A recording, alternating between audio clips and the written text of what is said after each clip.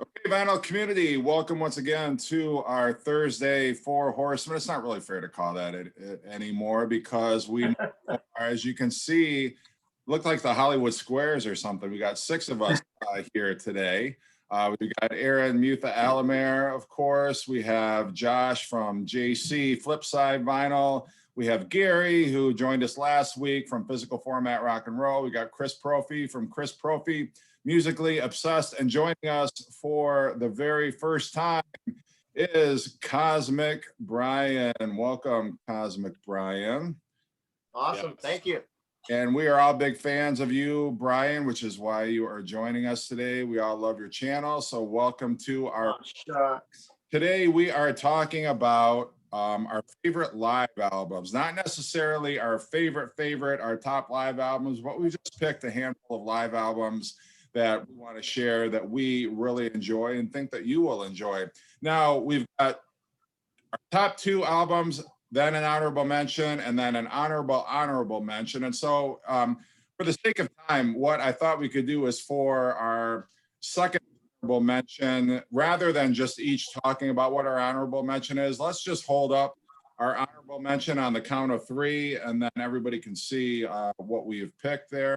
So 1, 2, and 3. Oh. Well, that's crazy. How did that happen? Amazing. So I guess that the ultimate live album. Yes. Yeah. Well, I think it would have shocked to anybody if none of us had picked that album, just because it is such an iconic live album. I think we all wanted to include it as part of our picks, but we were all afraid that somebody else would have picked it. So we just got that one out of the way. And I think we can all agree it is one of the most iconic live albums of all time. It's one that is very cherished part of each of our collections. But I don't know if anybody wants to jump in and just say a few words about why Kiss Alive is such an important live album for them, or.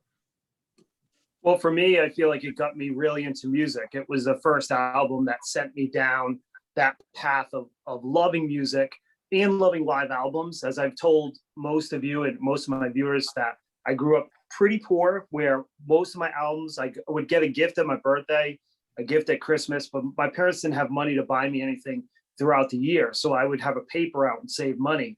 And the live albums were always the cheapest way. They generally sold a little bit less than a regular album because they weren't as desirable, or they were a double album at a reasonable price, and they had all the hits. And so Kiss Alive was one of those albums that I actually kidnapped from my father's collection. And I would go upstairs in my crappy turntable as a very young child and just spin it over and over again. So that's why I love it so much. And the great music. Yeah. No question. One thing kind of going along with what you said, in a way, back during that time period, you had, well, for me at least, when I was real young, they had 8 tracks. And an 8-track, a lot of times you could get an 8-track that was a double record, but they would charge you the same price as a regular 8-track. So it was kind of a great deal. Like, because, if there's a vinyl, is going to be 2 vinyls, but with the 8-track, it'd be, about the same price. And, these live albums are basically like a greatest hits performed live. And especially with Kiss Alive, it makes all those songs come to life, because the recordings on especially the first 2 albums, it's not very good. But, Yeah, well, and I think the knock against it has always been, well, a lot of it was overdubbed and wasn't really live. But you could say that, I think, about most of the most popular live albums out there. Yeah. I mean, the Rolling Stones, the Rolling Stones' first live album, Got Live If You Want It, they actually took 2 studios and did live, like, audience noises on the back of them. So, I mean, that's been going on for a long time. So I don't think it's fair to single out a live and say, well, it's not really live. I mean, it's, it is what it is. It's a dynamic record. I know a lot of people who feel like those are the definitive versions of those songs that are on that album. They much prefer them to the studio version. So at any rate, a live, great album, definitely one that we all wanted to pick. And so we all picked it as our first honorable mention. So we'll go to our second honorable mention, and we're going to start clockwise from where I'm situated, which means that honor is going to go to you. So what is your second honorable mention? To who? Eric. To who?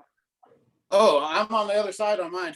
Yeah, no, just the Yeah. way that it's going to look on the video Right. is Aaron. Yeah.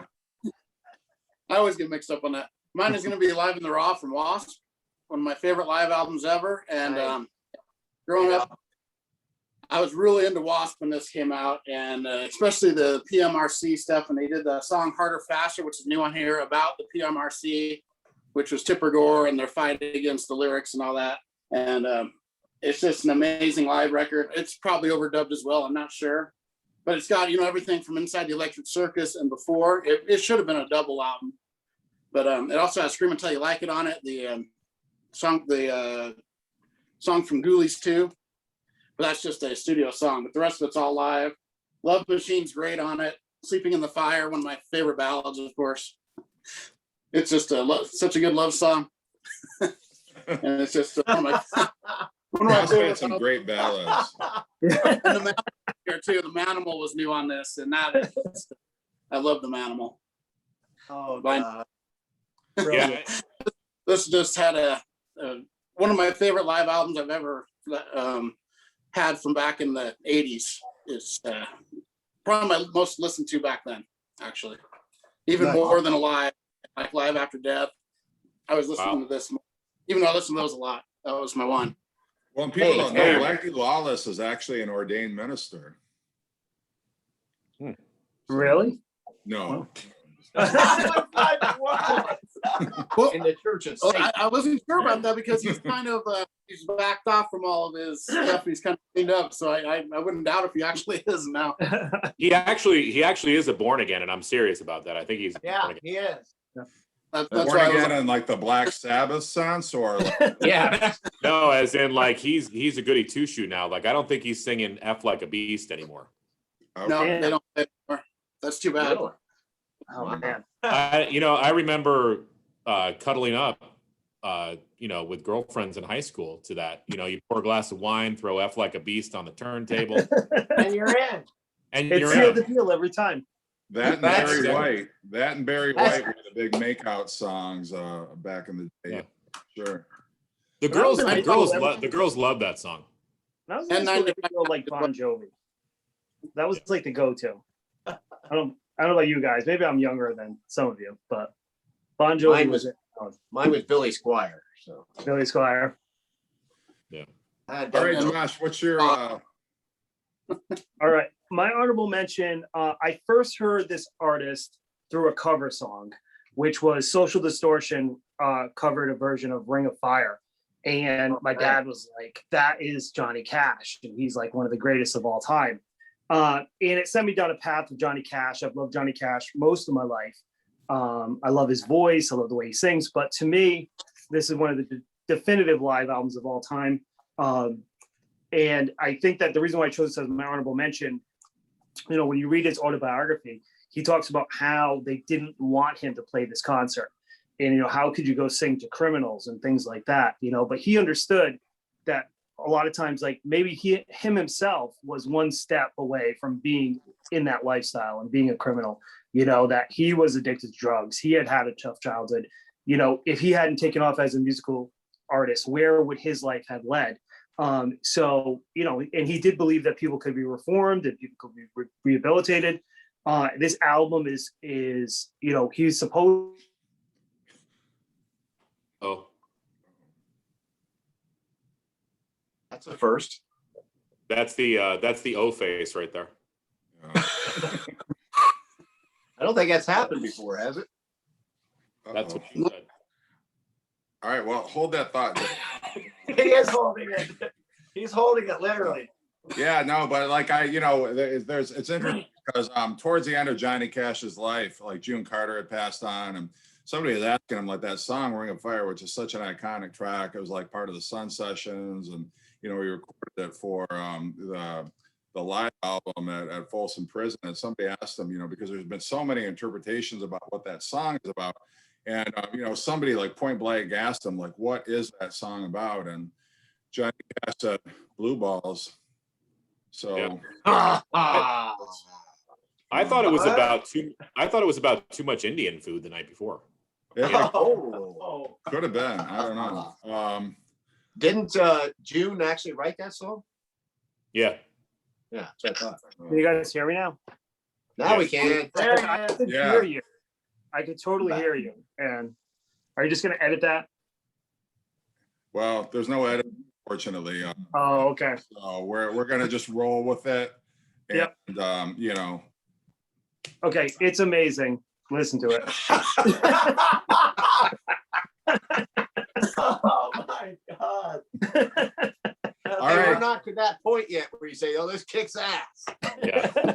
This I know album this. Yeah. kicks All right, ass. we've already had our first Blue Balls reference, Josh. So it's from here on I out. missed it. All right, Brian, what do you got for us? Are we doing honorable mention, right? Yep. Okay, this is kind of a cheat, but I really like this record, especially like some of the artists on it. But this is a live soundtrack. It's called Erg, A Music War. This I think came out in like 80.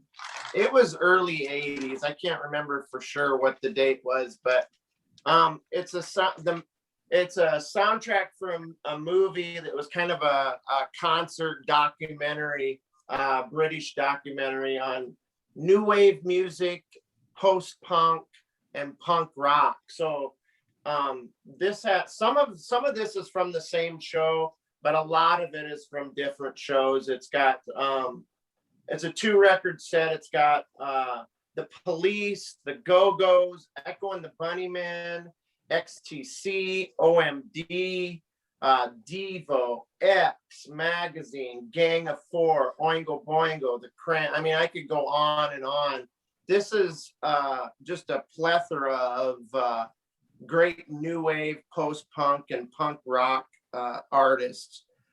Some of them are more obscure than the other ones. There's, I think, a band called Invisible Sex, which I've never heard of before. And then, of course, there's a lot of those bands that I mentioned that are fairly well known, like Joan Jett, Gary Newman.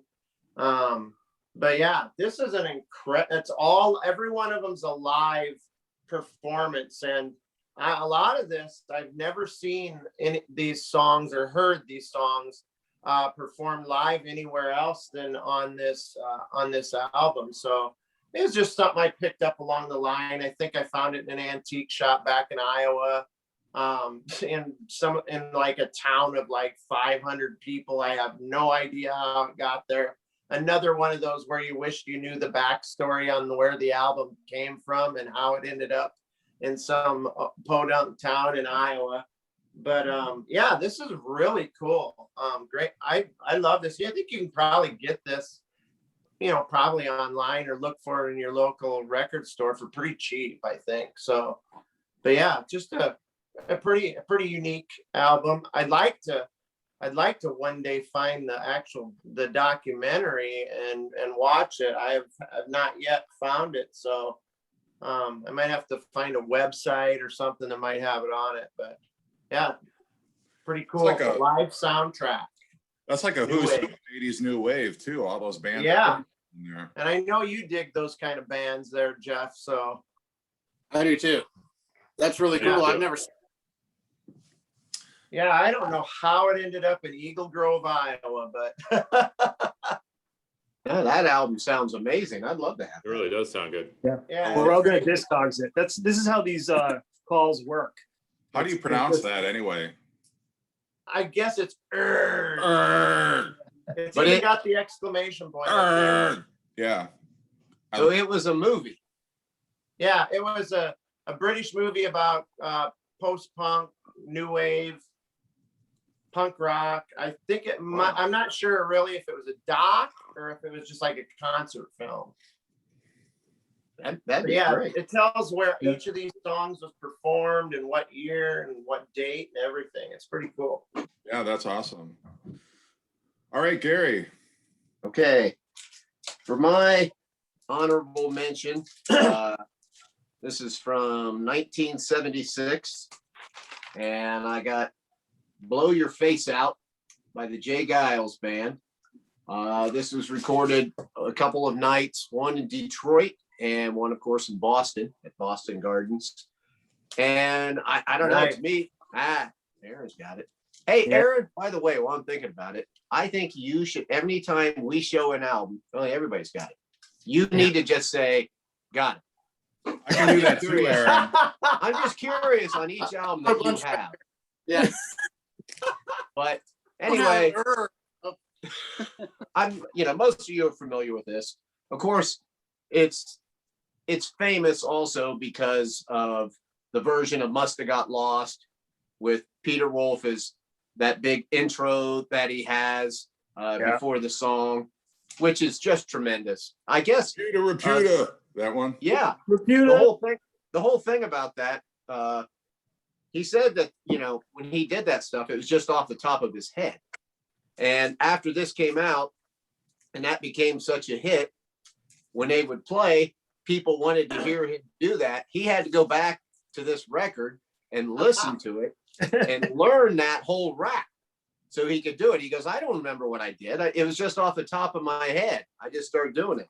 But now this is an album that, to my knowledge, how we were just, Jeff, you were mentioning about how so many of these albums are touched up.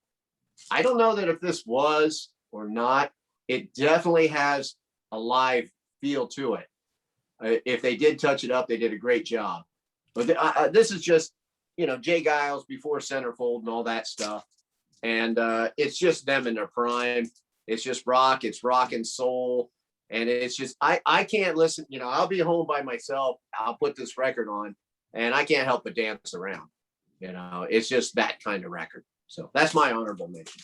Yeah, that record was a staple of 70s rock and roll radio. I grew up, I was weaned off of that Jay Giles live album. They played that album, every track on it at one time or another on classic rock radio. And those are, for me, the Kiss Alive versions, are definitive. Same for, Blow Your Face Out. Those versions are, the studio versions sound so, weird. They sound weak because I'm so used to the versions on that album. Yeah. Yeah, for sure.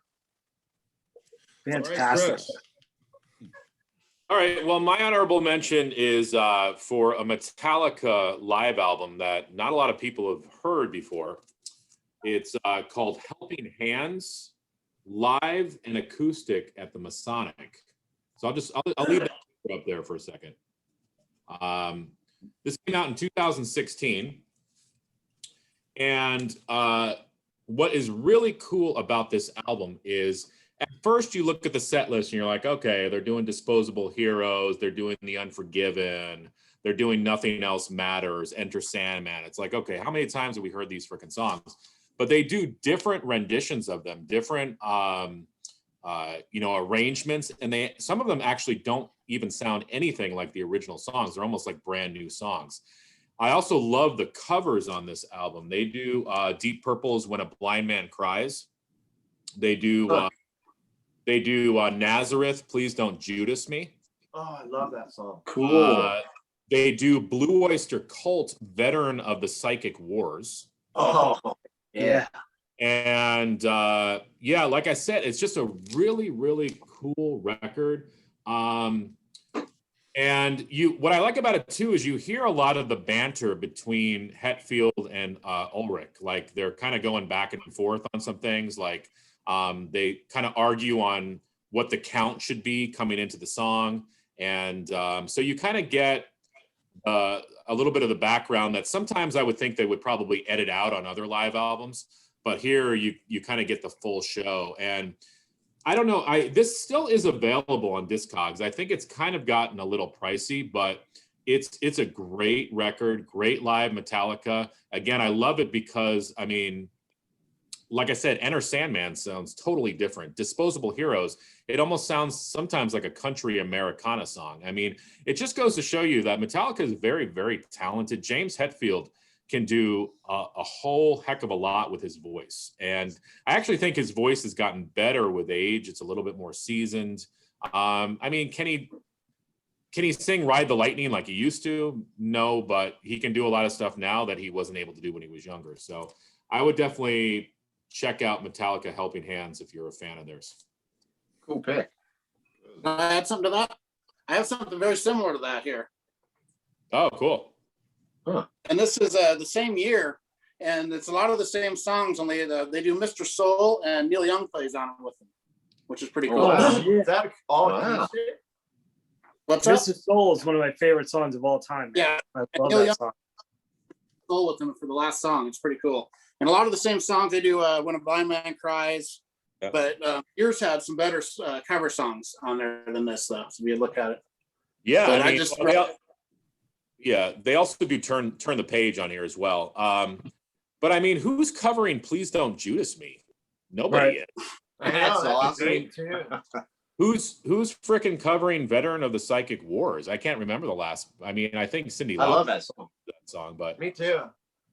yeah. So that's, say what you want about Metallica, but that's what's great. I mean, they don't have any problem covering like Neil Young or Seeger or any of that stuff, like Leonard Skinner. They're a metal band, but they also, they honor the music that they grew up on too. So that's what's great about it. Yeah, And I they're think big. musically Metallica is actually, like you said, as they've become more seasoned. I Yeah. think that, even if the people can say they may have mellowed and they're not as hard, but I think they're all the better musicians for it, man. And they can do a lot more than they could do back when they were just, just killing Definitely. it. But I think Yep. they're all the better for it, musician wise. And I'm going to say this right now. Nobody better steal this idea. I'm going to talk about, and I don't think anybody is because nobody likes this album. I'm going to talk about how great Saint Anger is because I was listening to that again today. I know Aaron likes it too. Maybe Aaron, you and I could do a video on this, but Saint Anger, that album is great. And that's not a joke. I think that it's really got a lot of good stuff on it. So be on the lookout on my channel. I will be doing a video about Saint Anger and how I'd love to do that. Stanger. And I'm not going to be talking about the drum sound either. I have to find it. Tin Can. Yeah. All right. Well, my live album, and this band's got 2 live albums, and this is the lesser known, probably the one that is appreciated of the 2. But I'm going to go with Talking Heads. The name of the band is Talking Heads. I actually think this is a far superior album to Stop Making Sense, one that they made the movie about and the one that gets all the hype. This is actually fantastic. This covers their first 3 albums, Talking Heads 77, more songs about building and food, and Fear of Music. And Adrian Belew actually plays guitar on this album. Adrian Belew from King Crimson. Nice. They cover I love those first 3 Talking Heads albums, and they just give it like these fresh interpretations. Izimbra, and then they go right into Drugs, which on Fear of Music, it just sounds kind of like cold and almost like industrial and technical. And on here, they just give it an entirely new reworking, and it's just phenomenal. And this is such a fantastic live album. You don't hear it talked about all that much, but I love Talking Heads, and I love them at this period before, they started getting more into, like kind of world music and a little bit more commercial, poppier stuff.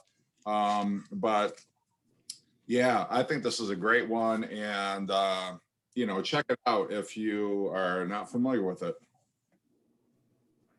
I almost Nice. picked up that album the other day because I started my local shop, and I remember listening to it a long time ago. I think I had it on cassette. And you're right, man. That's a fantastic album. I really should go back and buy it. Yeah, it's a good one to check out if you like their early stuff. I mean, they really they do fantastic live versions of all those classic songs, those albums, and I love it because it's early enough in their career. They're playing just those, those first 3 albums. It's not like later on where, we've got 8 albums, and so we can only cherry pick songs from each other. They've only got 3 albums to represent. And so if you love those early albums, you won't be disappointed because they cover so much material. It's a double album. So, I mean, you've got 4 sides of great music on there. Nice. Cool. Yes. I've never heard that one. I'll have to check it out. I like that. Yeah. Yeah. All right, Aaron. Well, your number 2 pick. Okay, my number 2 pick is an album. It was recorded in 1983, but they never really released it until I think 2018. And it's this here. This is Twisted Sister Live at the Marquee, 1983, double record. And if you ever heard, I know this was out, this Big Hits and Nasty Cuts. The second side of this is live songs from this show. But this is actually 2 shows they did in London, and they mix it together. And this is no overdub. This is totally raw. Even has them talking, like the PA talking in it and everything, but it's recorded. It was recorded to be released. So it sounds amazing. And it's basically every song from Under the Blade. And the songs, it's like Kiss Alive, where you hear those songs and they're so much better live on this. And they also do Leader of the Pack on this, but back, this is back during Under the Blade. So they were doing that song back then. And my favorite thing on here, though, is it's only rock and roll, but I like it, the Rolling Stones song. Wow. It's over 10 minutes long. And they do the song so well, but about halfway through, they do a breakdown, and Dee Snider is just inciting the crowd and getting the crowd going, getting it going. And his banter back and forth with the crowd is just so amazing. It's maybe my favorite live song of all time. And also on this was the first time they had ever played the song You Can't Stop Rock and Roll was at this show. So that was the debut song. And it's just amazing sounding. And the banter that Dee Snider did on these shows here, it makes it. It's like before the song Run for Your Life, he's going to this whole story about his friend that's in jail and he's getting out real soon. So ladies, you better run for your life. And going into all this stuff. And the songs are like heavier. Destroyer is heavier. Shoot 'em down is so great on here. But if you can just hear one song, it's only rock and roll, but you like it. But I like it. There's nothing else like it. I used to play this at parties, and these people, they'd go to these parties, they said, they're playing like hip hop music, and I'd throw this on. It was actually this when I had that on there. And all these people that were into like the rap stuff were like, what in the hell is this? They were freaking out. They couldn't, it's just like, listen to this. Yeah, I turned it all into a metal party. Twisted Sister is a great band. And I think, unfortunately, a lot of people who are biased against Twisted Sister, it's because of kind of like the cartoonish videos they had. Yeah. Hungry and like the makeup. And they think, well, Dee Snider was just a clown in makeup. And they don't take the music seriously, but they paid their dues. I mean, they were a bar band to start out with. And they are a fantastic live band and, a great studio. Dude, Under the Blade is a killer record. You Can't Stop Rock and Roll. Like, you're right, Jeff. A lot of people get caught up in like the joke of it all, but they were a freaking heavy band. And Dee Snider, that guy's voice is phenomenal. And these songs on here, all those songs sound heavier and better. Not just heavier, but they sound better on this. The vocals. Now, is that, it's just, Aaron, is it an official release or is that a bootleg? it's an official, well, you can get little pieces of it like this. They have like 6 songs on this. It was official. This was an indie store release, indie store exclusive. Oh, cool. So it's an official, it's not a bootleg. It was an official release. Yeah, it's not a bootleg. But I'll hunt it down then. Yeah, it sounds fantastic. Yeah, it's amazing. And it's got all these liner notes in here, and it's on double red vinyl. And it's on this double, but it's just amazing. And I've been after it, recording of that since I had this back when I was my early 20s and heard like 5 of the songs, and they were like my favorite Twisted Sister stuff. And when I saw that, I was in Boise at a record store, and I saw that record as I was leaving the store. It's like, wait a second, what is that? And I was already like had my stuff and went back and bought it, and I'd never really seen it before that. So I was excited to get this, and every time I spin it, I like it more. Very cool. Another one. I think it has every song. List. Yeah, Josh, you're number 2. All right. So when I sold my collection, there was only 2 artists that I kept. This is one of them. And it is one of my favorite live albums of all time. and that is Glitter and Doom by Tom Waits. This came out in 2009. The CD is actually really cool if you can grab the CD, because it comes with an extra disc of stage banter, and he is famous for his stage banter, really is. Now, I'm going to tell everybody to proceed with caution. I was going to pick Live After Death by Iron Maiden, but I wanted to go for picks that maybe people hadn't heard of. This is full-on gravel Tom Waits. This is his voice at the most gravelest. So if you like the first two albums and that's it, you may not dig this one. But it is just fantastic. I mean, every single song is great on it. It's got Lucinda, Ain't Going Down, Singapore, Get Behind the Mule, Fan in Street, Dirt in the Ground. Live Circus is a standout track. Very, very good. It's just a fantastic album, but he tells this story on this album about how people warned him not to go on eBay. And he's like, why should I go on eBay? And they're like, oh, you can get tricked on eBay. And he went on eBay and he bought The Last Dying Breath of Henry Ford, which was trapped in a Coke bottle with a cork in it. And how his wife is yelling at him saying that he spent too much money. But he's like, it's a first edition. No one else has it. And at that point, I was like, oh my God, I love this man so much. He's crazy. He's eccentric. He's got some of the greatest lyrics. There's a line in here, Lucinda, where he sings, the devil dances in empty pockets, but she didn't want diamonds. She didn't want pearls. That wasn't enough for Lucinda. She wasn't that type of girl. And it's lines like that where you're like, man, Tom Waits, he can illustrate a story with lyrics that are so beautiful, with delivering this bluesy, raspy voice. So on one end, it's very aggressive, very ugly, maybe. Some people are turned off by the voice, but on another end, his lyrics are so beautiful. The contrast just appeals to me. So when I did sell my records, this is one I held on to, and I'm so glad that I did. It's just fantastic. That's it. Not for everyone. That's cool. He's very similar to Bob Dylan. Yeah, I mean, he turns people off. Like, some people are like 3 seconds in, like, I can't take this guy's voice. But to me, that's part of the appeal. It's like drinking whiskey. Brian. So we are on our second honorable mention, right? Nope, we're on our second pick. Our second pick. Okay. Look at Brian, the rookie. He just doesn't get it. I think Brian. That's all right. It's Right, okay. I know. I thought so because I know I only showed my. Well, and Brian, you see how professional we are. Yeah. You know. Well, I showed my honorable mention first. That's why I fumbled. All right. Well, This is the album that we tried to trick Josh earlier that we started. Since I've already had a run at it. But yeah, this is Blue Oyster Cult Extraterrestrial Live. I was introduced to Blue Oyster Cult when I was a junior in high school, and I have loved them ever since. I've seen them a few times live, seen them arena. I've also seen them in the dirty biker club or a biker rally. So yeah, I've seen them from their high and their low.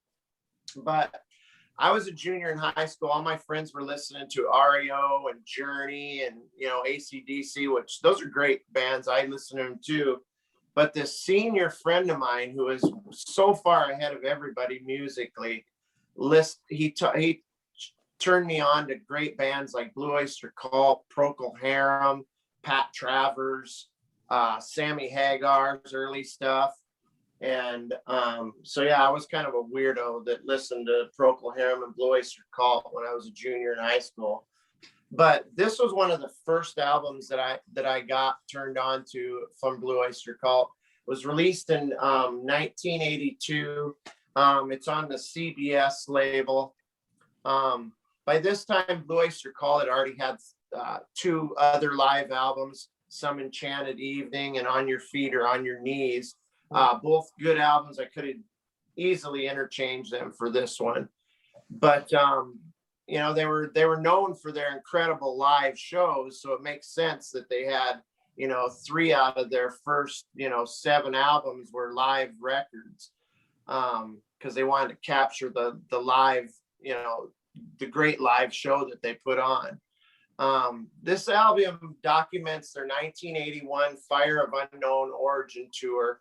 It also has pieces of their 1980 Mirrors tour and a portion of their tour with Black Sabbath, which was commonly referred to as the Black and Blue tour. And that was the Heaven and Hell album by Black Sabbath, I guess. So this is a bit of a patchwork album. No less than 5 different venues are represented here, but it's woven to appear as a seamless one show. So, and it's absolutely incredible. The highlights on this are the stellar guitar work by, I believe, the criminally underrated guitarist Donald Buck Dharma. He is a phenomenal guitar virtuoso that I feel gets very little credit for what he's done as far as a guitar player and rock and roll. On this record, you don't hear any pointless like shredding or anything like that. It's just some, very tasty leads delivered with like the skill of a surgeon, and he is just amazing. And then the other highlight is the vocalist, and who is also their second guitarist, is Eric Bloom, another New York musician. Eric delivers the goods, presenting these amazing stories. I mean, they sing, most of their songs are about like mysticism or alien abduction or fantasy. And he just sells it when he sings it. And, if you've heard the song Godzilla, I mean, when I heard that as a kid, I was hooked. I mean, as a kid, I loved that song.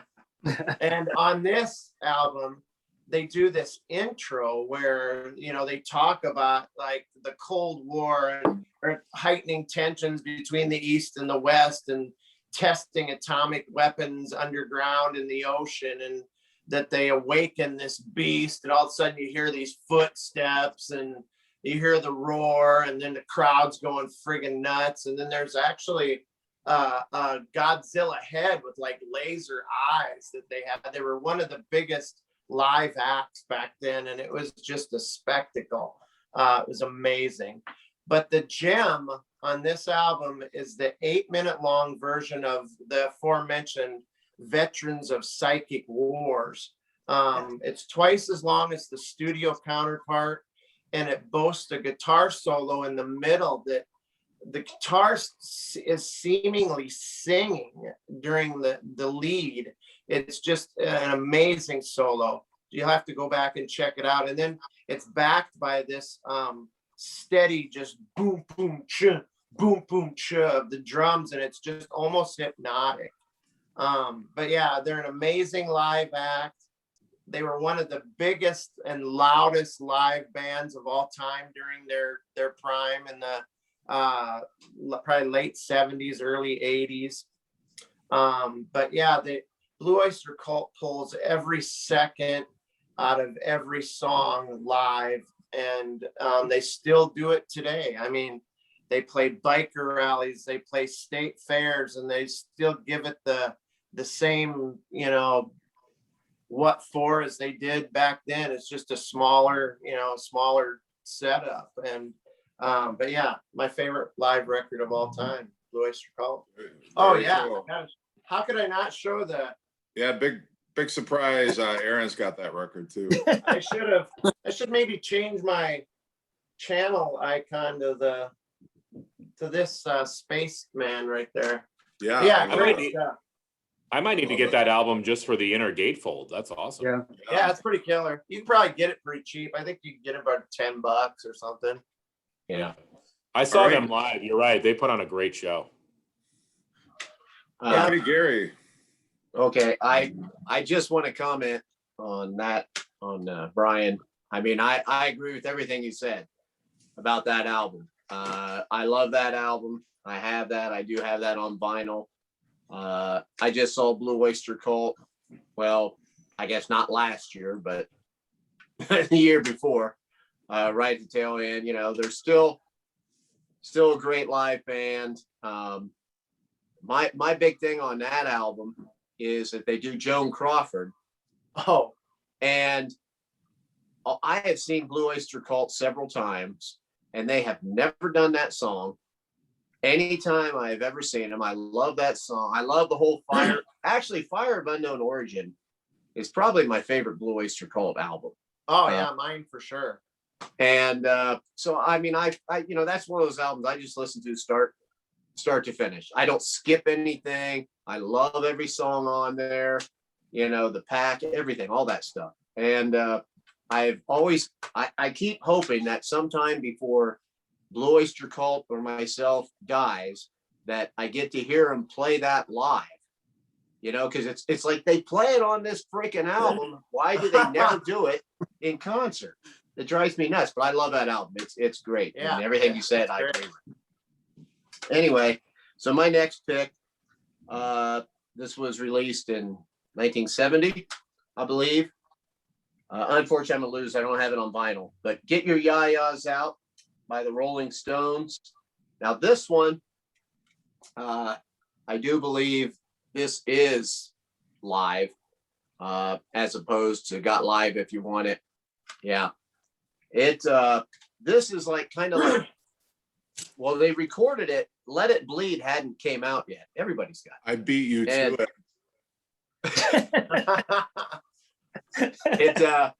Let It Bleed hadn't came out yet, but they're still doing songs on here from it. And this is like kind of like right before the Stones got the real big traveling PA system and everything. So like everything that they do is you know, the amps and everything still has to be cranked really loud, you know, to be heard to the audience. So it has a really raw sound to it, and it's very, very dry. You know, I mean, it's just like you can hear the one guitar play and the next, and it sounds like, for any of you that have been in bands or whatever, it's just that sound. You can tell that shit is loud when they're playing it. It squeaks. You know, you hear the amplifier squeaking every now and then. The microphone will squeak and shit. And, you know, I just, you know, they're still doing songs like, you know, remake. They still do like Carol on here, you know. They're still doing an old Chuck Berry song with all the other stuff that they're doing. And they're also, because the audience at that point was like right on the flipping stage, you can hear people from the audience on here. Like you hear that high girl, that Stone chick that right before they do Sympathy for the Devil, she's on there and she's going, paint it black, you devils. And then they go right into that song. I'm like, God damn, that is awesome. And the part, if you listen to it, you can't hear it unless it's up a little bit louder. But they do Midnight Rambler on here. And when they get to that part, they're in that midsection, you know, where he goes, I know you heard about the Boston. And they go, Word! And that is so loud. You can hear somebody in the audience, if you turn up, they go, God damn. Right in between there. And it is just, you know, it's just so cool. It's just a great live album, just really raw. And this is just a good snapshot of the Rolling Stones at this time period. And this is right around like the whole, you know, Altamont time period too. That's not what this is from, but it's around that time period. And I love this album.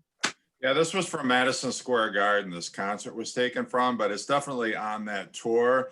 And Altamont culminated. That was kind of like the end of that tour. And obviously it ended very tragically. But like the Stones are not fucking around on this album. Like seriously, you know, Brian Jones was gone. He passed away.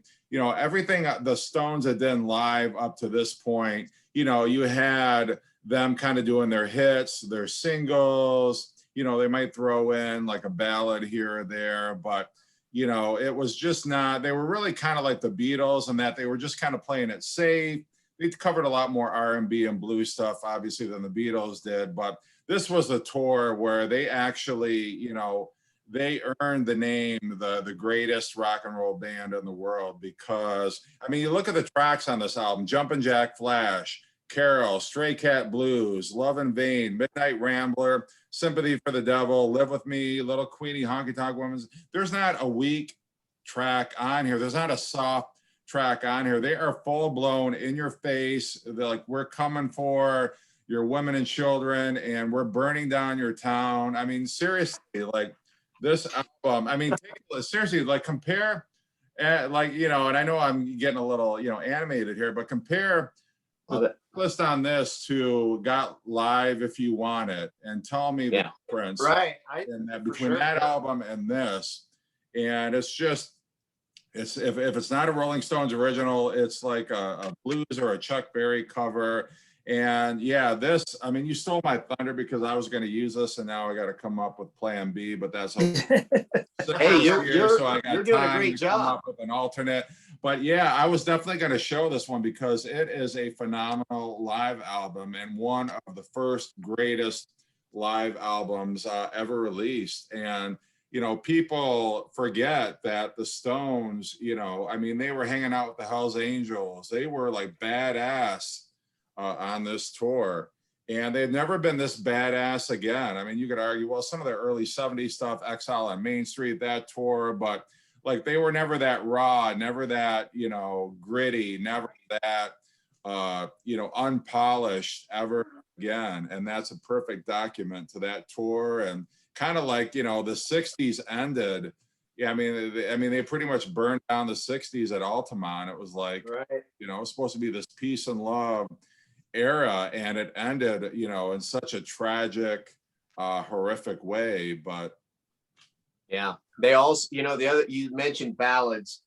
They do the their cover version of Robert Johnson's Love in Vain on here, and man, that is just some perfect music in my mind. I hear that song and I'm just like, wow, man, that's just awesome. That's just awesome shit. Yeah. All right, Chris. Well, I won't show my Joan Baez live album. Oh, come on. I won't show my Rod McCune live album. What I am going to show is it Listen Fun? Black Flag live 1985. Who's got the 10.5-inch? This is Black Flag's final tour. This is the In My Head tour. I love the back of this. It's hard to see, but you can just tell Black Flag is in a shitty little club. This is from a Starry Night in Portland, 1985. And they're just destroying this club. And the track list: Loose Nut, I'm the One, Bastard in Love, Modern Man, This Is Good, In My Head. That's side 1. Side 2, My War, Slip It In, Gimme, Gimme, Gimme, and Drinking and Driving. Such a killer raw live record. Now, you might be wondering what the title of Who's Got the 10.5-inch. Henry Rollins goes off on this whole tangent towards the end of the set, and he talks about all the members' penis sizes. So he's like, who's got the 7.5-inch? Who's got the 6.5-inch? The funny thing about this whole thing is that their bass player is a girl. Her name is Kira, and she's freaking amazing. I think actually she's got the 10.5-inch, which is hilarious. So, but it's just a killer live record. You guys know I love Black Flag. I believe, like I said, this was their last tour. So you've got this guy Anthony Martinez on drums. I think this was the only tour he did with them. But it's really good. Yeah. So Black Flag live. Fantastic, man. Wow. I can't believe I just went off the whole thing, and I'm just like, yeah, it's really good. I'm just glad that I was not the one that brought up the sexual reference. Well, I figured, you know, Jeff already brought blue balls up. So. That's a mandate. I was talking about billiards. I was not what you think I was talking about. Yeah. I can't say enough about Black Flag. I mean, I know people are probably sick of me talking about them, but they are such a hell no. They're such a great punk band, because They really push the punk envelope. I mean, they've got an album, and I've talked about this album before. It's called The Process of Weeding Out. And it is a jazz record. I mean, Greg Ginn, the guitarist, he was just doing like Ornette Coleman solos on his guitar. What was cool about Black Flag 2 is they were huge Dio fans, and they did not apologize for that. And back in the day, if you were a punk band and you said you liked metal, people would like throw shit at you. But Black Flag was like, you know what? We like heavy metal. We like Sabbath. And why, you know, I was talking to Gary today. I sent Gary Loose Nut, and I said, dude, listen to the song Now She's Black. Gary said, I hear a lot of Sabbath in that song. And he's right, because Black Sabbath, no apologies. They like metal. So there you go. Yeah, but I like it when that song kicks in too, though, when it speeds up and everything. That's awesome. That's a cool song. Yeah. And I love it too, because there's another band on the SST label called Saccharine Trust, which is real. They're a great band too. And Greg Ginn is wearing, it's hard to see, where the hell is it? He's wearing a Saccharine Trust t-shirt right there. So it's Nice. Saccharine Trust is I should, you know, I talk about the SST label all the time, but seriously, if you have not listened to anything on the SST label, you guys, I know you guys have, but anybody who's watching, you need to check out that label. Amazing. Dude, every time I go to the record stores down here to find, I hear you guys and I see you guys show Black Flag, and I have nothing. I have some CDs, but I don't have any on vinyl. And the Black Flag section is always sold out at the 3 or 4 main stores I go to down here. They're always sold out of Black Flag records. I have not seen a single vinyl record yet down here. And I'm going to tell you right now, and this is not for you guys, but anybody who's watching, like, say what you want about Black Flag. You might not like their sound or whatever, but you go on YouTube and search like some of their early concerts with Rollins. This band was untouchable. I mean, they were playing these small, shitty clubs, but Henry Rollins as a frontman, he was just destroying the audience. And their show had so much raw energy. Like, you just saw, it was just amazing. I never got a chance to see them. I wish I saw them, but without Rollins a couple of years ago. But I really wish I was back. I wish I could have seen them in the 80s. That would have been great. Yeah. All right. Well, before I get my pick, I just want to, my number 2 pick, I just want to take a poll. Who's got the 7-inch? Okay. Never mind. Who's got the 10.5-inch? Aaron Muth Alamar. All right, we'll leave that to your imaginations. I was in the pool. Yeah, I'm sorry. I was drinking. I'm sorry. All right, well, get your yayas out was going to be my number 2 pick, but because I'm sorry, I was good at the improvisation, I had another one at the ready. I'm going to go with Jimi Hendrix Band of Gypsies as my number 2 pick. Particularly, you know, Jimi Hendrix up to this point had been with the Jimi Hendrix Experience, you know, and then he decided, like, okay, I'm done. You know, I need to grow. I'm leaving them behind. And so he's got a new band here. He's got Buddy Miles and he's got Billy Cox backing him for the first time. But just for the song alone, Machine Gun on here, and I don't know how many of you are familiar with this, but I mean, it was pretty much an oral depiction of the Vietnam War, which was going on at the time. And I am telling you, that is the most intense live song you will ever hear. I mean, Jimi Hendrix, and keep in mind, this is live, but he's pretty much, you know, putting into music the sound of war and the destruction and death and everything about it. I mean, it is such an amazing live track on here, and it's worth checking out just for that track alone. But just an amazing live album. It's towards the end of his life. I think, you know, he had less than a year to live from the time that he recorded this concert, but by far it is Jimi Hendrix at his, you know, most blistering, at his most dynamic. It's such a captivating live album to listen to. And he doesn't do all the vocals on here. I think his buddy Miles takes a vocal on one or two of the songs on here, but still his guitar playing is just so incredible on this album. I love it. It's great. Yeah, you described Machine Gun perfectly, Jeff. That's cool. Yeah, That is a good live album. I like it. yeah. All right, Aaron, you're number one. Number one, I don't have on vinyl because it was never on vinyl. But this is a big surprise. Clutch, You guys will never- Clutch. Sweet FA. Yeah, Sweet F Clutch. Clutch live in Flint, Michigan. You might have been there, Jeff. So I'm about a half hour south of Flint. Yeah, Grand Funk Railroad were from Flint. So this that's one, funny. because this is on the Blast Tyrant tour, which is one of my favorite Clutch albums. And it's a double. What they did is on this show, I saw them on this tour, and they started out playing this. This is the Bakerton group. It's them kind of as a jazzy instrumental band, the whole Clutch band. That was the opening band, was them as an alternate band.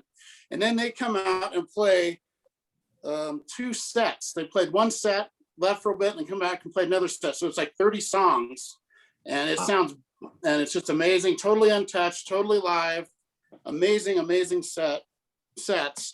And they do everything from their first stuff like Impetus all the way through, all the Blast Tyrant stuff. And there's their stage setup, how they had it. They never have drum risers. And I actually have my concert ticket from when I saw them on this tour. And it was July 7th, and it was down in Salt Lake City in a little tiny club. And it was so hot in there. I don't know how they did it. They played these like 3 full sets. And, by the time I got out of there, I was wringing my shirt out, and it was just totally soaked. I probably lost 10 pounds of that concert. And all their shows, they do a little bit different sets, but they did pretty close to the same thing here. And it's just amazing, starting with Mercury and Prophets of Doom and Mob Goes Wild. And, they go into like Oregon and Tight Like That and Big News 1 and 2. And that's just like the first set. It's just crazy how many songs they play. And they do drum solos. And they were just amazing on this tour. I've never seen a better concert than what I saw them doing on this. And I couldn't believe the energy they had. And it's hot, middle of summer, well over 100 degrees down in there. And it was just amazing. And the amazing live show. And that concert, this here, all the songs sound actually probably better than they do on the studio albums. And you can tell it's just totally live. That's how they sound live. I know, Chris, you saw them back before you were into them, but if you know their music and then you see them, they're just amazing. I think Simply Red opened for them on that tour, didn't they? Yeah, Simply Red is actually, this is called El Rojo, so it is Red, Bakerton group. And that's how they opened up, was themselves opening up. It was kind of crazy. So very. I saw Clutch open for Maiden. I told you that. Yeah. What year was that? It was This for the Ed Hunt. Oh, I'm sorry. Well, let's see. It's 2004. Here's my concert ticket from it. That's cool. $30. When did they open up? Did they open up for Iron Maiden when like they first got back together? It was for the Ed Hunter tour. Iron Maiden, a video game called Ed Hunter, and I think it was when Bruce was joining them back. So it must have Bruce came back in 2000, right? Yeah, with Brave New World, and that tour was with Rob Halford on his solo album, and there was one other big band with them, Queensryche. The Ed Hunter tour might have been 1999, maybe. I don't know. So that was Ed Hunter the Brave New World, I think, is the one where they toured with Halford and Queensryche. But before that, they didn't have an album out yet, and it was for that video game. Okay. Yeah, and that's the one I saw Clutch open for them. Oh, cool. Yeah, I saw. What's funny is I saw that tour, and I could never remember what band opened up. Yeah. Maybe now, Aaron, what album would that have been in 1999? 1999. That would have been maybe Elephant Riders. I'm trying to think. Let's see what. I think you're right, because I remember the backdrop of would they have had, like, I know this is going to sound stupid, would they have had an elephant as the backdrop? Because I think I remember seeing that. Yeah, it would have looked like this. I'll show you. I got it right here. I think he just wanted to pull out another record. I would agree. Yeah, it Aaron's would look like record this. back is taller than he is. Yeah, I think that's got to be the tour that I saw then. And that's so lucky that you saw that, because this is maybe their best album. It's so good. This one and Pure Rock Fury and Blast Tyrant are my 3 favorite Clutch records. And listen, I'm not going to pretend that I liked them back then because I didn't. Yeah. When I heard them, I'm like, I don't really like this acquired band. taste. They're one of those things that's kind of like hard liquor or beer. It's like your first taste of it. It's like, I don't know about this. And then after you drink it more and more, it becomes your favorite thing. It's kind Well, of I, don't know, I liked hard liquor the first time I had it. You're there to see Maiden, and it didn't matter who the opening band was. You're going to be like, just get off the stage. yeah, just, Well, give me Maiden. I think Kinda that's like why they chose Halford for that next tour. You know, I almost went to that tour and I couldn't get anybody to go with me, and I still kicked myself.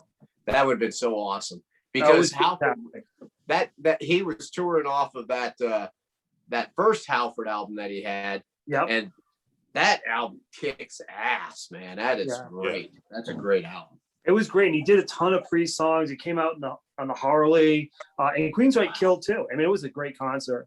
And, You saw that tour? Yeah, I was at that tour, and it was a lot of the people in the audience were pissed because they did almost the entire album of Brave New World. But I love Brave New World. I thought it was a great album. At that point in my life, I was such a Maiden fanatic. I was so happy they were back together with Bruce. Maiden could do no wrong at that point in my life, you know. So I didn't care that they did most of the new album. So that'd be a great tour. You're number 1. Okay, so the other day I was introing to a class and, you know, just talking about my life and stuff. And one person in the class was like, "Hey, I've seen your videos on YouTube." So then everybody started talking about my record collection. They said, "Well, what's the one record that you would never part with?" And this is it. If the house was burning down, I had to grab one record, this would be it. And it's Lucero live in Atlanta. Wow. You haven't heard Lucero until you see them live. They are such a live band. Their studio albums, they've never been able to capture their sound in the studio. They are basically the most amazing bar band you'll ever see. It's like a party. I mean, everybody's having a great time, including the band.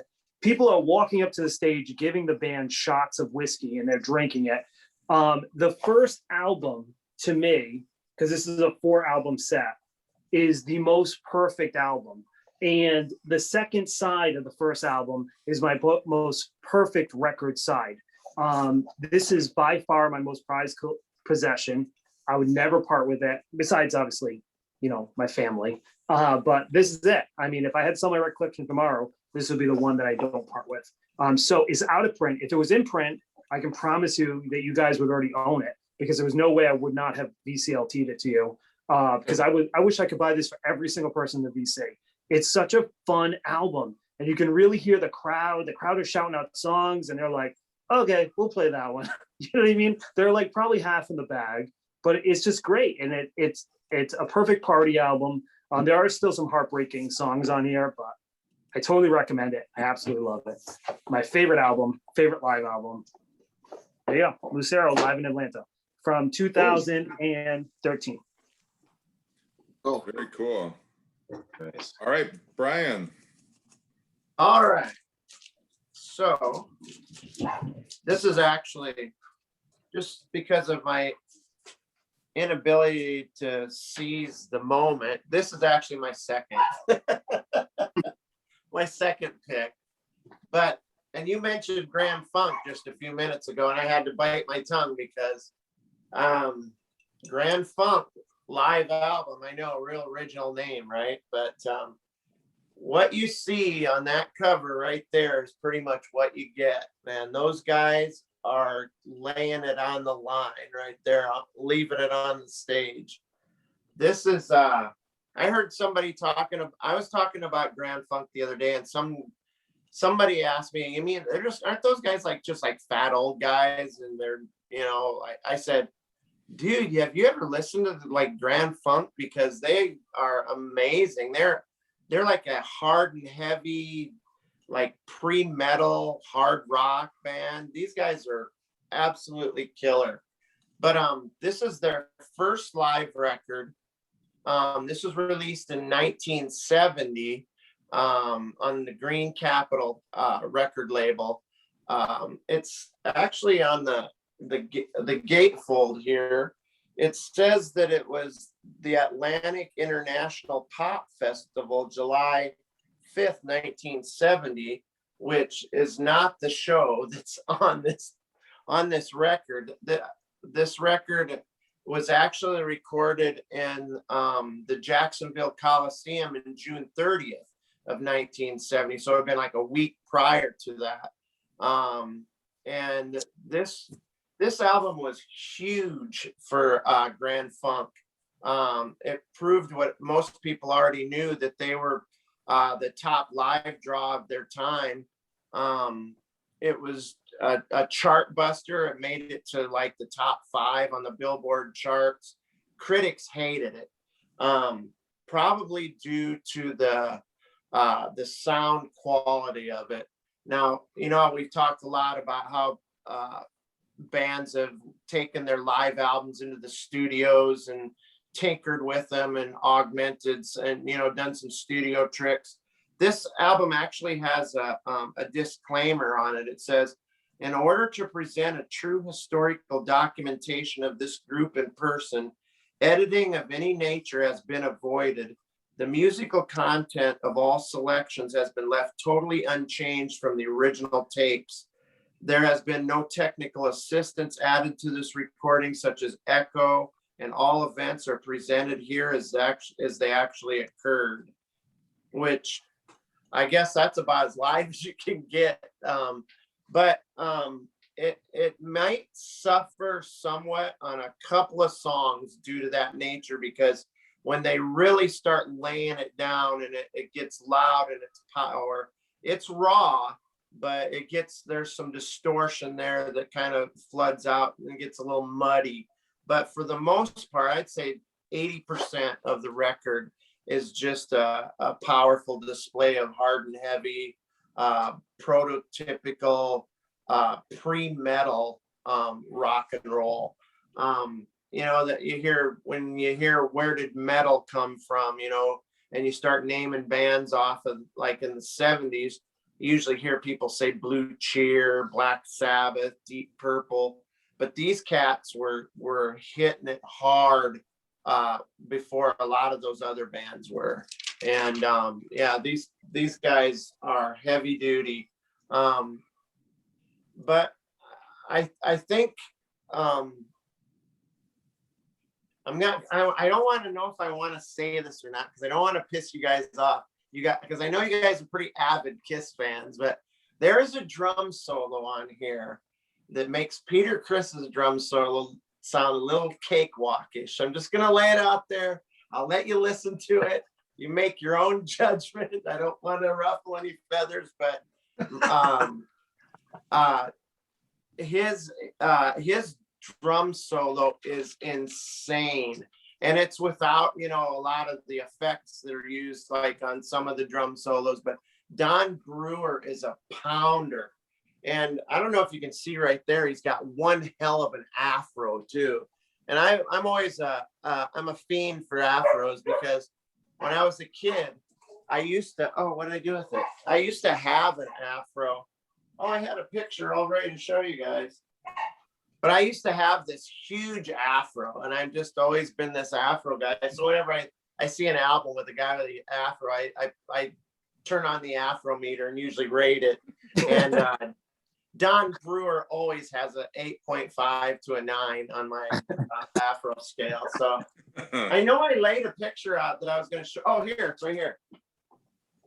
I don't know how well this is going to show on camera, but that's me in high school right there. I had this giant afro. I don't know how well it's going to show, but you kind of look like Billy Joel there a little bit. Yeah, kind of. Yeah. God, that was the look I was going for too back then. It looks like what's the album, 52nd Street or whatever the hell that is? Exactly. Yeah. Oh man, that's the last time I show that friggin' thing on a video. Brian, All right, we have Gary, let's see your afro, Gary. Sorry, your album. Okay, well, first off, I got to comment on Brian again, since I'm going right after him. But I also had a bit of an afro when I was in high school. And what's funny is my wife is like 6 years younger than me. So she didn't know me when I was in high school, obviously. And she'll see old pictures of me back then. And she tells my kids, she goes, just so you know, if your dad looked like this when I met him, you guys would not exist. So she is not a fan of that look. And I look back at, especially at one point, like when I was a senior, not only did I have a bit of an afro, but I had a mustache. So Nice.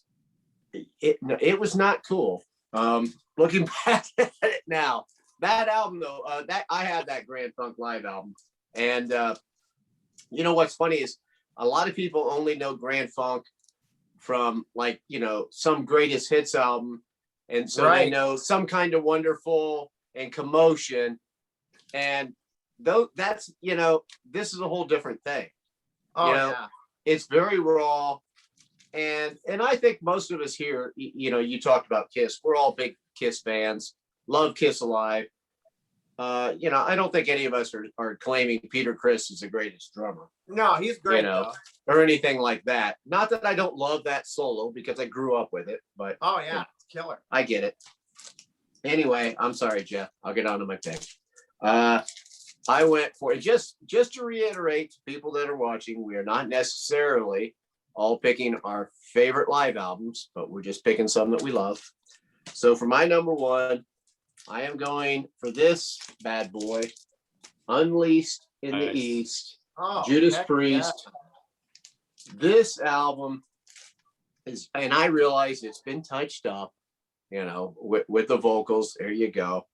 But I mean, you know, there's only 9 songs on here, but they all kick ass. I mean, this, you know, kind of like Kiss Alive took those early Kiss records and really brought them to life.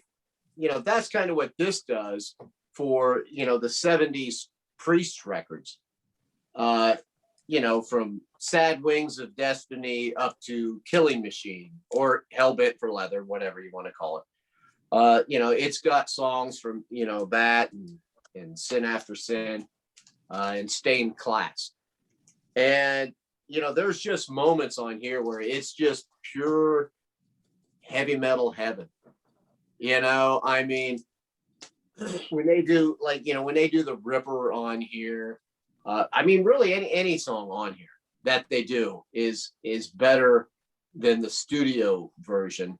Not that those studio versions weren't great, but to hear them live on here is just fantastic. I you know, this is a powerful album.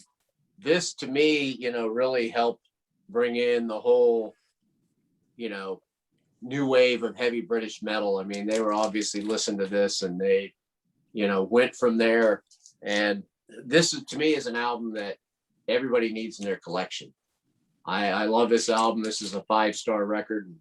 I find no faults with it. Don't they do Beyond the Realms of Death on there? No, I don't think that's on here, is it? They don't? No. I don't know. I can't see. I don't think that's on there. Is it, Aaron? Can you see? Diamonds and Rust, of course. Yeah, Diamonds and Rust. Diamonds and Rust on there. Yeah, they got 2 covers. They got Diamonds and Rust and Green Metal.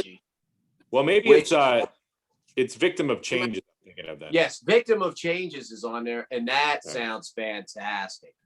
Yeah. That's awesome. Yeah, Beyond the Realms of Death. They did do it later. I know Rob Halford did it on his live album from that tour that Josh was talking about. He's got a live album and he does that. That's great. But anyway, that's my number one pick. All right. Awesome pick. That's killer. Well, what I think is everyone froze? What I think is funny about this video is we're like, yeah, we're only going to choose 2 albums. It's going to be a short video. I tell you what, we all can frickin' talk. Oh my God. Like after each one of us talk, I feel like we should drop the mic because it's like we're dropping so much fucking knowledge on everybody tonight. It's like, yeah. Like next week we're just gonna go listen to this one. Cosmic Brian, man, you are dropping the knowledge tonight, sir. Love it. Love it. All right. Hey, I some great specifically, albums just speak for themselves, man. I try Yeah. to, when I watched our last video, I'm like, Jesus, I just need to shut up more. It's like I interrupt people and stuff, and then I'm still fucking doing it. But No, I love it. apologize. So listen, Josh already showed a Johnny Cash record. I got to show, this is my number one. For whatever reason, I like San Quentin better than Folsom Prison. And again, this is nothing. I'm a huge Johnny Cash fan, and Folsom Prison is a crazy, awesome album. Doesn't he do Dirty Old Egg Sucking Dog on that album, I want to say? Yeah. Yep. I'm pretty sure. And yep. I mean, Flush, does he do Flush from the Bathroom of Your Heart on there too? Yeah.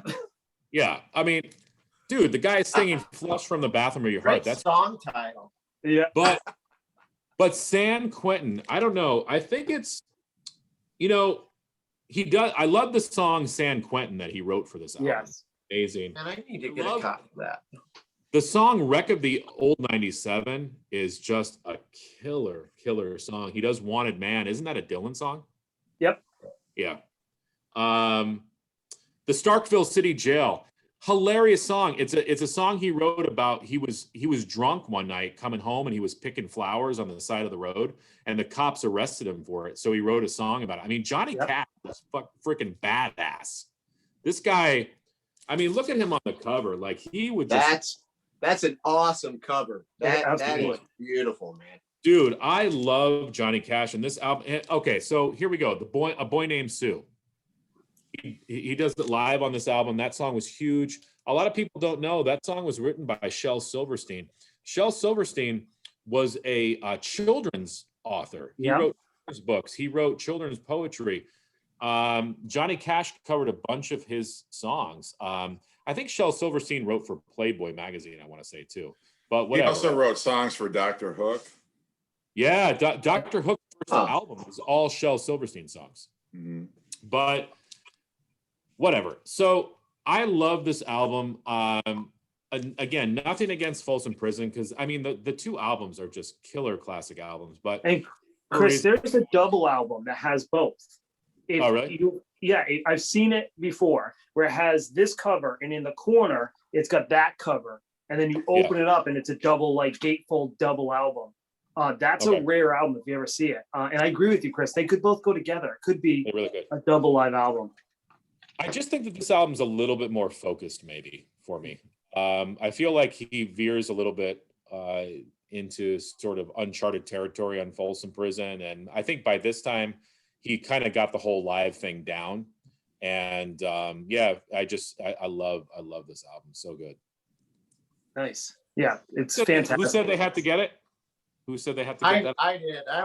I actually had I actually had the Folsom Prison one. I VCLT'd it to somebody, but then I found it again in even better condition. So I held on. I got that, but I'd also given away my my San Quentin one, so I need to get that back. I almost picked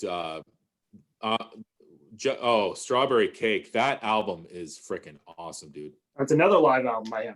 Oh my God, that's the song. The title track, Strawberry Cake, is amazing.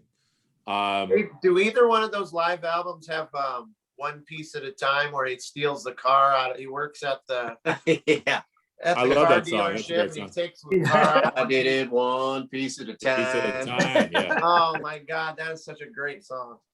What was I gonna say? Oh, I almost picked during the time of the American recordings, he did a live album with Willie Nelson. Yeah, storytelling. I got that. I almost picked that because there's a part in the album where Willie Nelson, I think he might have been tuning Johnny Cash's guitar, and Willie Nelson starts playing it, and Johnny Cash is something to the effect of, "Oh, that's how a guitar is supposed to be played." Because as we all know, Willie Nelson was. I mean, but Johnny Cash was a really good guitar player too. He had his own style. His finger picking style was very unique. But It was unique. yeah, just really cool performer.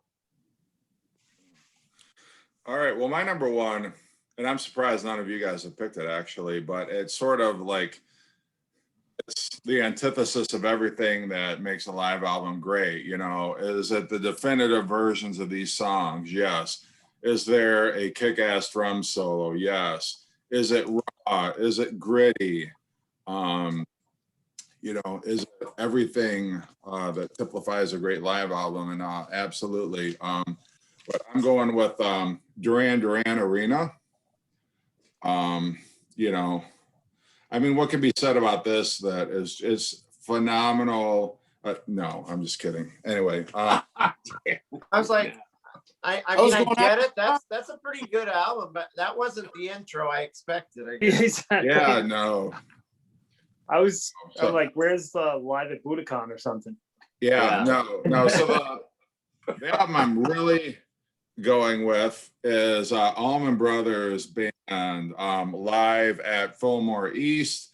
Oh, killer. And you know, this is right before, you know, Dwayne Allman passed away, Barry Oakley passed away, you know, within a year of each other. I mean, it didn't get any better than this. I mean, this band right here, I mean, they caught fire when they were live, and there was no band that, you know, was better at playing the blues or extended jamming or, you know, all the things. I mean, two sides of this album are one song. You've got You Don't Love Me, which is 19 minutes long. And then on side 4, you've got Whipping Post, which is 22 minutes long. And it's just amazing. You don't get bored listening to these songs either because they are so great. I mean, they pull it off so fantastically. Every single great Allman Brothers Band song from their first 2 albums, Idlewild South and their first album, are on here. It's just amazing. Statesboro Blues, Stormy Monday might be my favorite blues interpretation of all time. It's just a great live album. It's got a fantastic gatefold. They have their roadies on the back, kind of like Pink Floyd did with Umaguma, but even before that. But Allman Brothers Band, just a fantastic band, fantastic live. And they just killed it. You know, I wish I could have been around to have seen this version of this band because they were phenomenal and nobody could touch them live. That's how good they were. And, you know, they were only, I mean, this version of the band really only existed for about 2 years. You know, Dwayne Allman unfortunately died in a motorcycle accident, and then less than a year later, their bass guitar player, Barry Oakley, died almost at the same intersection that Dwayne Allman had died. So what you got right here, I mean, it really was lightning in a bottle, and it wasn't like, you know, some other bands where, you know, they just fell apart or they broke up or things. I mean, this really was such an incredible and magical period for this band, but just a great, and I know it's kind of cliche. Well, of course, you know, but whatever. But I mean, all the hype is true. This is a great live album. You know what's crazy is none of us picked, Wait, like, sorry. Oh, there you go. Yeah. I tell you what, we all rule because after each one of our little monologues tonight, we could have dropped the mic. I mean, we are just dropping knowledge on the VC tonight, you know? But think about it. None of us have shown a Grateful Dead record. That would have been a great choice. I thought Josh. You know, there's so many live albums we could have. None of us showed The Song Remains the Same, Zeppelin. That would have been a great choice. Oh, yeah. Think about What that. about Motorhead live at Hammersmith, you know? Aaron's know, got there's a so whole many. stack right there. Yeah. A lot of Aaron, it. Oh, Well, see, these are my Yes. yeah. Aaron always picks like 50 records. Nobody showed Morrissey Beethoven was deaf. I love that. Yeah. Oh, Yeah. you know that's one of my grails, Aaron. And I do love that Morrissey album. I'm a huge Morrissey fan. I love Morrissey. We're not knocking on Morrissey, are we? No, not at all. I'm a huge Smiths fan. I love Yep. the Smiths. You know, even this one. Oh, what was that Beach Boys? I could have shown this one. Yep. There you go.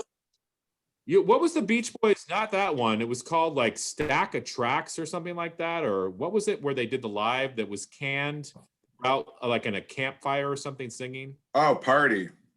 Party. Yeah. Wasn't that like a canned Oh, performance? yeah. Yeah, basically that was actually the first Unplugged live album. They just recorded a bunch of their songs. They did some cover versions and stuff acoustically, and then they added some party sounds on top of it. Right. But yeah, well, again, all of us, I mean, we could have picked 20 live albums very easily, but Yep. these are all live albums to check out, and I'm glad that we didn't do any duplicates other than, obviously, our Kiss Alive pick. But, I think this was a lot. And that one. I enjoyed having Brian join us. Oh, thanks, man. Of our discussion. Hopefully he will continue on with our Thursday night group. Oh man, I would love Everyone to. else for Anytime. participating. And we'll see you again next week with another very interesting topic. Sweet. All right. Thanks, everybody.